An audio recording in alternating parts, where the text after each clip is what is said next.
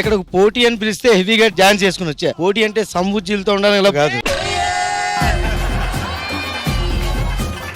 మీరు కొలై దగ్గర ఆడోళ్ళు కొట్టుకున్నట్టు ఉంటుంది చండాలంగా మీతో మాటలు. ఏంటి మీరు పొట్ట తగ్గడానికి ఈ మధ్య బ్రౌన్ రైస్ వాడుతున్నారంట కదా? అవును, బ్రౌన్ రైస్ వాడుతున్నా. బ్రెయిన్ కూడా వాడితే బాగుంటది అప్పుడప్పుడు.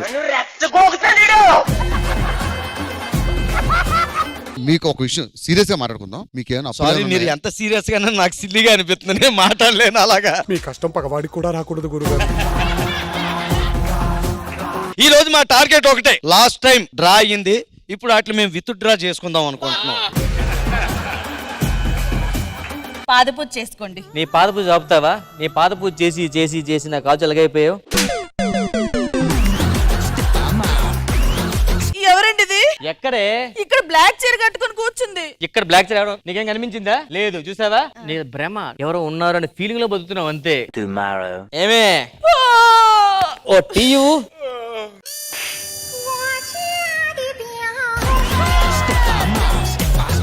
ఎవడాడు?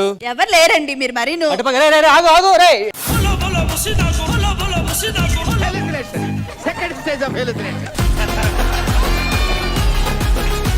ఇంతమంది ఉన్నారు, ఏ రోజు ఎవడు నన్ను పార్టీకి పిలవలేదు. నువ్వు పిలిచావు చూడు, అది అందుకే నువ్వంటే నాకు ఇష్టం.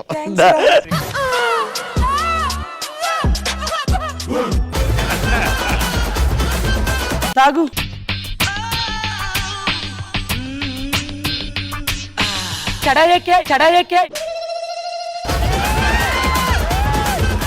సర్లే కానీ నీకు ఇష్టమైన పాట ఏంటో పాడరా. గేలుపు తలుపులే తీసే. గెలుపు తలుపులు కాదురా, గెలుపు తలుపులే. అదేలే, నాకు కొంచెం తిరగదు. నీకు ఇష్టమైన సినిమా ఏంటో చెప్పు. Game changer. అంతలా సాగదీయకూడదురా. ఆహా, ఆడమంద పోయి మీరు కనిపించేసరికి ఎంత ఆనందం వేసేది తెలుసా అండి. హలో, ఇక్కడ ఉన్నాను నేను. ఇక్కడ నేను కూడా ఉన్నాను. మీరు లేడీ గెటప్లు కాదా? మీరు లేడీ గెటప్లు కాదా? నువ్వు ఇండస్ట్రీలో ఉన్నావు కదా, నీకు హీరోస్ తెలుసా? నాకు మహేష్ బాబు గారు తెలుసు, రోజు మాట్లాడతారు. అవునా, అంత క్లోజా? ఏం మాట్లాడతారు? రూపాయలు 400 received. Thank you boss, thank you boss. నమస్కారం. నలుగురు కూతుర్లు. మామయ్య గారు పేరు మను. ఏం చేస్తుంటారు? కచేరి కచేరి.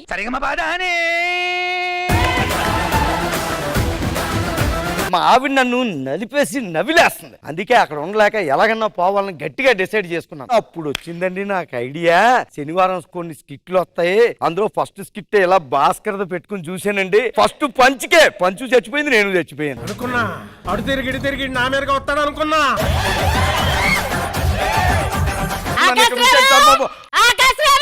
నువ్వెలాగొచ్చావే ఇక్కడికి? అరకిలో కందిపప్పు తీసుకురారా అంటే ఇక్కడికి పందికొక్కులాగా వచ్చి నాటకాలు ఆడతావా? అరకిలో కందిపప్పు కోసం అంతరిక్షం దాటి వచ్చేవా? నేను మనోజ్ సార్ కోసం ఒక సాంగ్ పాడతా. ఇది పాడు. వస్తావా వస్తావా రమ్మన్న చోటకి వస్తావా, ఇస్తావా ఇస్తావా ఇమ్మన్నవన్నీ ఇస్తావా. అది నా పిల్లలు సార్, పుట్టుకోగానే షాక్ పడుతుంది సార్, ఎందుకు అర్థం కావట్లేదు. నువ్వు కాలభైరవా, ఇది మిత్రవిందా, వాళ్ళిద్దరు షేర్ ఖాన్స్. అంటే నా బాధలు షేర్ చేసుకుంటారా? వాడిని పట్టుకున్నా కూడా వస్తాను సార్ దీనికి. అవునా?